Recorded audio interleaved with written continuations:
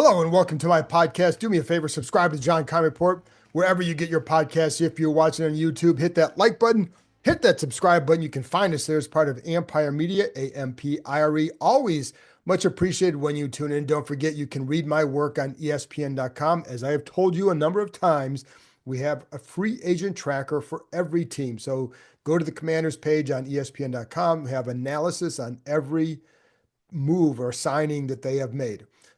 Today, I'm just going to get into where can they find a defensive end. But before that, just a couple things. So Laramie Tunsil will be talking to the media at 1 o'clock or around 1 o'clock on Monday. Not a press conference, just a Zoom thing.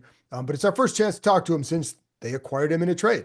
So it's a good chance to hear from him. So that's on Monday. Not sure when Deebo Samuel will talk to us yet. A bunch of guys will probably be in on Tuesday as well talking. So anyways, more to come with all that. And then for you gold members, I'm going to do a private Zoom Tuesday night, 7:30 Eastern time.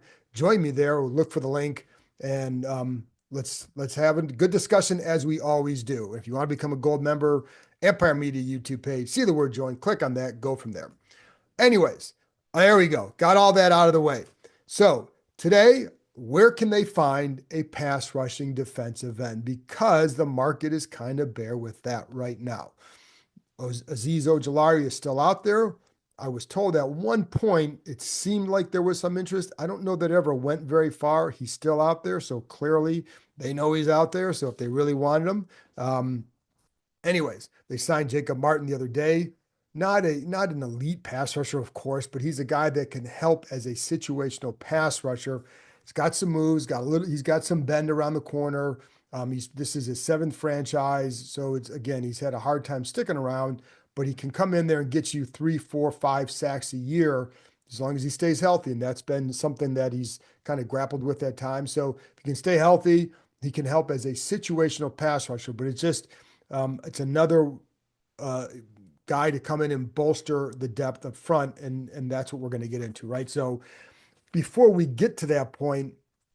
And again, I do think Martin can help in that particular role, but they clearly need more. They're not gonna be, doing what they want in the pass rush game without upgrading at least one more way at that position. So I think they've done a nice job upgrading the defensive line against the run. I really like this Dietrich Wise from New England.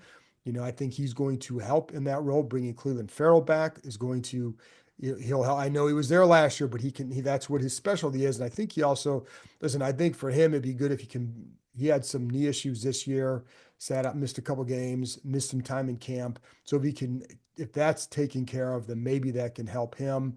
But they still need more for sure. But again, I like the signing of Wise. I think Goody Goldman can help there, should help there. And we'll see what happens with Javon Kinlaw, how they plan to use him and how they see him and what, if they feel like they can get more out of him, more consistency out of him than what the Jets and 49ers did for sure. So anyways, all that being said, let's get to the defensive end search because that is the big thing. It's funny because I'm going to go back to the run for a quick minute. And it's funny because I was looking up some stats before I came on here just about where did they really struggle against the run? Was it on first down? Like they only gave up 4.1 yards per carry on first down, which was one of I think it was like top 10 in the league or something like that. But they gave up 5.8 yards per carry on second down, which was the worst in the league by certainly by a clear amount. So anyways, I don't know why that kind of interested me.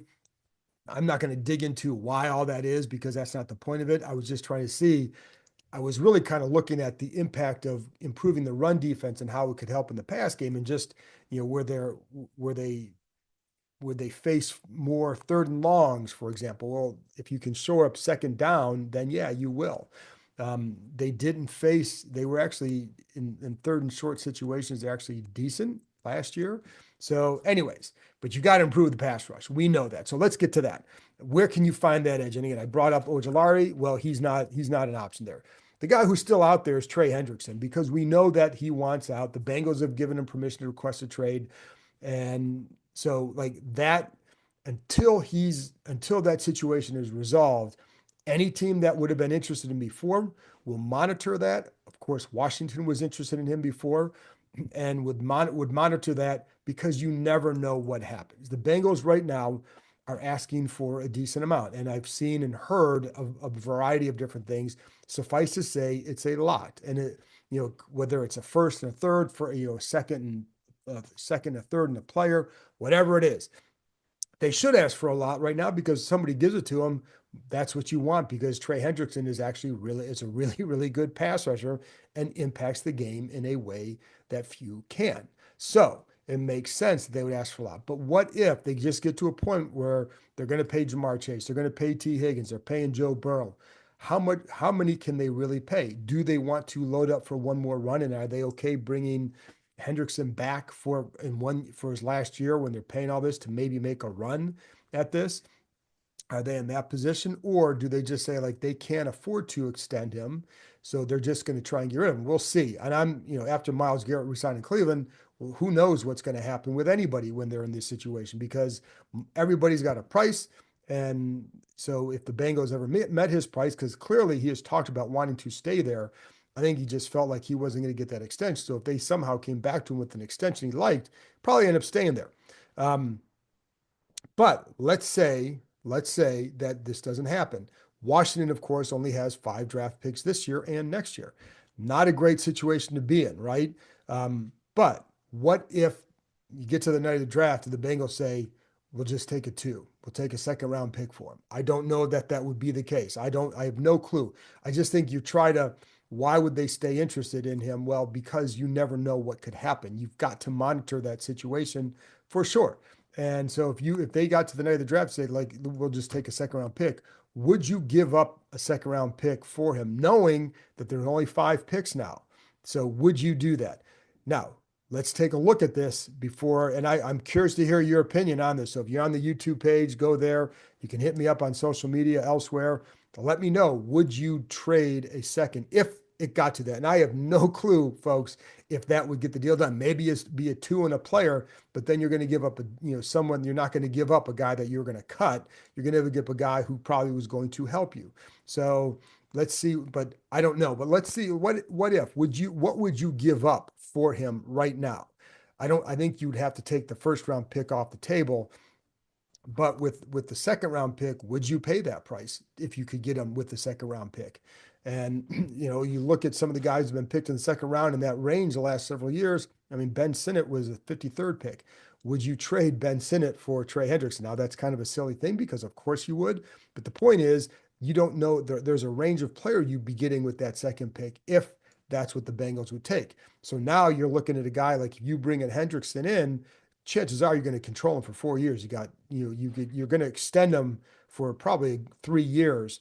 And if he's playing well, you're going to keep him here for all 4 and so then you're getting 4 years of control. Would you take that knowing that you're now in that first Super Bowl window with Jaden Daniels in the contract? And this really kind of like same thing with Laremy Tunsil. Now what you would be doing is you'd have quarterback solved, left tackle, pass rushing edge rusher. Like those are premium positions in the NFL. Now corner is another one, and I don't think they've solved that yet. We'll have to see how Marshawn Lattimore bounces back after the playoffs and just where he is with his hamstrings. But you would, and if he comes back, then now you have a good corner, right? So you got these premium spots all filled. But let's say you go get Hendrickson, and now you got defensive pass rusher. Now you have the left tackle, and of course you have the quarterback. And the left tackle and the end are all in that first Super Bowl window time frame. So would you rather see that or a young guy coming in at the second, with the whatever, keeping your picks and bringing a couple more young guys in and doing it that way and building that way, or would you want to have the known commodity? And I'm not saying, you can have your own opinion. Like there are multiple ways I think to look at this one, and I'm not even sure which way I go. I think if you get a Trey Hendrickson, you have to look at like, is the team better? Well, yes, they for sure are better if you get Trey Hendrickson. Ultimately, that's the task of a general manager is to make the team better. But you've got to keep an eye on the future, right? And you do want to bring in you want to bring in more youth. And so how would you look at this? Like, well, you had, you had 12 12 rookies were on the roster last year. Now, some of them were practice squad, but you had 9 rookies, and you had Tyler Owens, Ben Nickel, and then Sam Hartman on the roster. So that gave you 12 rookies last year in your building. Chances are you give, let's say you were down to 4 draft picks and you added probably 2 UFAs, maybe one. Now you've had 16, possibly 16 first or second year players on the roster this coming year, which, you know, you can build off that, right? So let's say they had a normal draft class last year with 7 guys, and then you have, 7 this year. There's your 14. But if you go 9 and then 4 or whatever it is, so it's my point is there are a lot of ways to look at it to try to to appease the developing through the draft aspect, right? And it's not a bad one by any means. But I'm just trying to take a look at this to see could they do it and would it make sense to do it?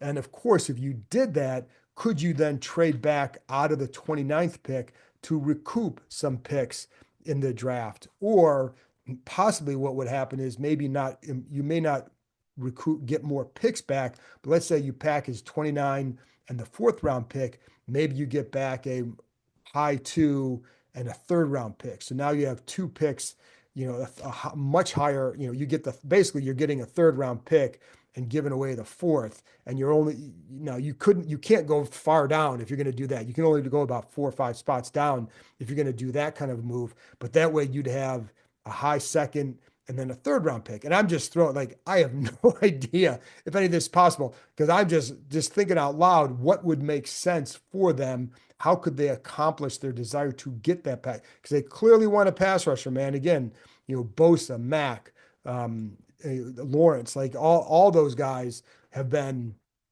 on their radar. So just like Ronnie Stanley was on the radar and then he wasn't because he resigned. So they go out and get Laramie Tunsil. Certainly swung big. And so does that preclude him? I haven't been told that it doesn't preclude him from doing anything. So I think the smartest thing to do is to monitor the situation and ultimately what do the Bengals want? So, but I think there's a way, could you make it work like that? And would it make sense like that? And again, you are in that first Super Bowl, and I say first because Jaden Daniels is 24. Like he's going to be around for a while, but this is the one with the contract that allows you to make certain moves to try to win over the next several years before you then have to pay him a rather large sum of money. Clearly, Hendrickson would be a very, very good edge rusher. He's only okay against the run at best, but they've kind of solved that by going out and doing what they've done in free agency. They now have Armstrong is probably solid in both. You have Farrell more against the run, Wise more against the run. Again, you bring in Goldman, strength is the run. So it allows you to then take on another guy maybe who is a lead at one thing, but not near that in another. So that's why you start to bring it up because you have to wonder where could you get that guy if you wanted to go in that direction. But I'm curious to hear what you guys think because this is the debate going into the draft, and I don't have the right answer on any of this. I think last year I was pretty, you get to the point where like it's Jaden Daniels, like you knew that's what they should do in the draft. Like with these things, there's a pro and a con to each of these ways. And the pro, if you get Trey Hendrickson, is that you absolutely now have a shot to win probably this year. Because now, would you look at their roster versus Phillies and say like, oh, well, there's still work. Philly's younger. Like we know that. They have some really good young players. That's good. But would you say that this team would go into the season next year having gotten the Tunsil and Hendrickson and knowing where Jaden Daniels can progress and you have Deebo Samuel? Like, is this a really good team from a couple of years ago, or is this still a really good team now, given those names, right? And the players and the talent level, because I do think Deebo Samuel can have a really good year still for them. And I think, Tunsil still at a certain level and Hendrickson clearly still at a certain level. Can Marshawn Lattimore get close to what he was? And so I think if you do that, now you're looking at a team like, okay, they look a lot different now than what they look. And I think it's still been a solid start for them. It's just that they need some more. And it starts with, I think a big thing is the defensive end situation. So, I think it's something interesting to watch. And But again, um, the other thing is if somehow they pulled something like that off. And again, I have to qualify by saying a lot of ifs because I don't, who knows what's going to happen. Like, again, what we've seen is everybody's got a price, man. So if the Bengals came through and said, hey, wait a minute, now that we got these receivers done, here's yours. Like, would he stay? Then if you're the Bengals, you're building around four guys. I'm also curious, like, I would have thought the Bengals would have built around me keeping one of those receivers, keeping Hendrickson and Burrow. So now you have each side of the ball kind of taken care of, but that's just me. Anyways, but if you did something like this, let's say you got Tunsil in the trade, you get Hendrickson in a trade. Well, then in the draft, now you have at 29, you go wherever the heck you want. It could be corner. Like I think it'd be great to get a young corner here, right? What if there's one of those running backs just sitting there at 29? Perfect. What if, like, if you go, let's say you go out and get Hendrickson, then there's another pass rusher sitting there. Would you do that? You take the best guy available. That's how you build a good team, and you can never have enough pass rushers, corners, etc. There could be a receiver. You go there, offensive line, like. But the point is, you now are freed up to go wherever you want with that first pick and really nail it, and you'd still have that fourth pick. And again, all the machinations that you could do to try and maybe recoup or improve your draft standing, we all know. So, anyways, but you can definitely go best player. So those are some of the pros. Again, the con is you're not getting younger, right? You want to add more youth to this roster in certain areas, and then you'd also be giving an exorbitant contract to Hendrickson, and so but again, so there's a comment, and you don't like for those. We know that Adam Peters wants to build through the draft. So would he be comfortable with only 4 draft picks this year and 5 next year? Now, I will say next year you may get a 6th pick added from a compensatory pick. Right now, there's a ways to go. We still got to get through. There's free agency still going on, but right now they would be projected to get a 6th-round pick for the Dante Fowler signing the other day. So anyways, so they may have 6 next year. But would you be comfortable? Would Adam Peters be comfortable? Let's say if it took again just a 2 to the Bengals, and I don't know that you can do it for that, but anyways, could be dreaming here a little bit. Anyway, so let's take a look at that. What if though? What if they say, you know what? There's some really good edge rushers in this draft, and there are. So do you have to force a trade for Trey Hendrickson? Would you rather say, hey, listen, now that you got, you have some guys who can do things, right? Like their edge rushers, like Dante Fowler had a nice year, but you saw that good year by him did not result in a big payday for him. So the point is, while he was good, there were still areas that were lacking with him and also with their 4-man pass rush. So they generated a lot of their pressure out of pressure packages, right? So 5-man rushes, etc. Most of theirs, they had a low percentage of sacks out of the 4-man rush. The point is, like, it wasn't great last year, but yet their pressures were pretty good. So can you do more of that? Get a young guy in here again, because you have Frankie Louvu, and Martin can help with the pass rush. Wise will get you 4 or 5 sacks. Armstrong's going to get you 5 or 6, whatever sacks. So I think can you do Johnny Newton? How does his progression as a 3 technique help you in that regard? And how does Eddie Goldman, his impact on that, right? Allowing him to just stay as a 3 tech most of the time. So there are a lot of ways to look at, can you generate more pressure with what they've had? We're not looking at an inordinate amount because I don't think you have that guy up front at this point. But what if you add to that group a young guy from this draft? Because again, there are good edge rushers available here. And so, I mean, look at somebody's going to fall to them at 29 that people are like, oh, that's a good pass rusher. You could even trade down a little bit, perhaps, if here's the other problem. I always say that, and everybody always says just trade back. You have to have someone else who wants to trade up, right? So there's got to be some targeted players there. It's not just always about a quarterback, but that 5th year for a lot of people is going to be a big deal if you really want a guy there. So I think last year, like for example, Washington was trying to move up into that area, was for a left tackle. So there may be somebody who wants to move up for one of these pass rushers because they love James Pierce. They don't. I know there's talk about character concerns. I don't know anything about that, but let's say some teams are. Maybe some teams are not have no issues with whatever they find out about him. So maybe that's the guy they want to move up for. So, and so there are ways to look at this, where you could get maybe trade back a little bit and still get a guy that you might like. Landon Jackson they had in. The only thing I wonder about with him is that first step. He had some good test scores at the combine. His 10-yard split was about 168. One of the things that Adam Peters talked about is that explosive first step, right?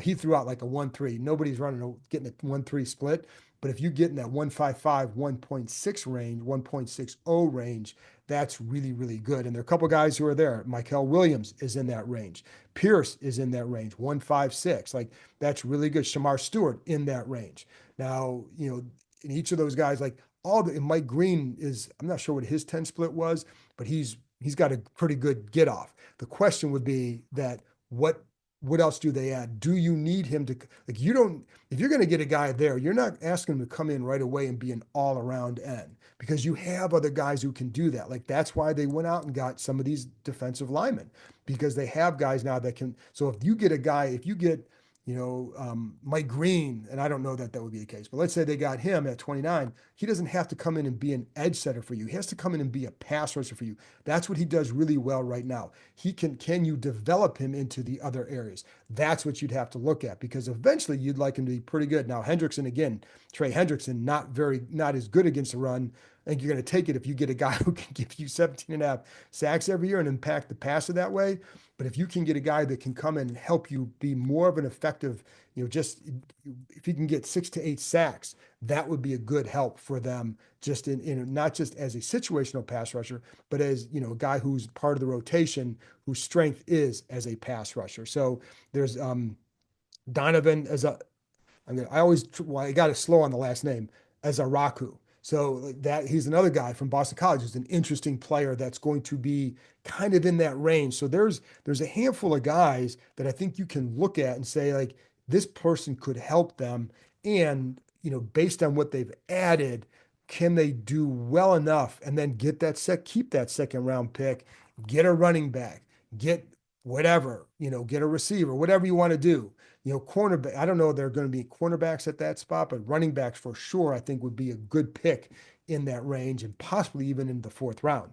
So, what you do then is let's say they love James Pierce and they don't, again, let's say despite whatever rumors are out there, let's say they don't have any character concerns, and he's there at 29. Well, he's got a lot of ability. He can move around a little bit too. So there are intriguing possibilities at 29 in this draft. So then let's say you get a guy that maybe they don't do quite what Trey Hendrickson does, but they help this team, and this team has already improved in some other areas. And then let's say they get James Pierce at 29, and then they get a guy, let's say they get one of the Ohio State running backs. I know that's where I went, but they're really good. So let's say they got one of those guys at 20 in the second round. Would you be pretty happy, or would you rather have the other, right? So anyways, just some things to think about, because there are still, my point though is there are still ways for them to find that guy. And I think you can wait and get in the draft and you can find that guy. So I bring it up because obviously this is an important part. And we know that one of the big things that Dan Quinn always says is he wants to find guys who affect the passer. Well, I don't think they have that guy yet. Now, Frankie Louvu can, but it's also with sending blitzes and all that. You'd like to be able to have a 4-man rush where you have that guy who can do that. Because when you have that, now you can look at what they like to do in coverages. Like, now you can do more things in coverage because you have that guy who can affect the passer. So can you find that guy in the first round and then keep that second round pick? Or do you go out and get Trey Hendrickson and give up more draft capital, give up more cap space to him, down the road? So anyways, just some things to think about. But again, my overall point is there are still ways they can accomplish that particular goal. So I think the big thing that no team can ever do is panic on March 16th. As I record this, that's the day it is. And so I always enjoy when fans get, a little bit angst ridden, I shall say, about certain moves that aren't made or holes that are still there. And it's still, we're just under 6 months from the start of the season. they will find guys who can play. But the question is, can you find that guy who can impact the passer? And there are still ways that they can. I think the way they're building that defensive line gives them some options and versatility. And then if you can plug a young pass rusher in there, could you still be okay? And then it depends on who did you get, and I think then how are you using them. But I kind of like the way Dan Quinn uses his defensive linemen, and when he has guys who have that versatility, and there are some guys in this draft who I think fit that bill. So we'll get more into each of those guys as we progress closer to the draft. There's still more than a month away, of course, month and a half. We have other things coming up, but I just wanted to get into that now. And there you go. So I'll be back on Tuesday with another episode. We talked to Laramie Tunsil again on Monday. Got a lot more things to talk about. So I'll talk to you next time. Thanks for tuning in.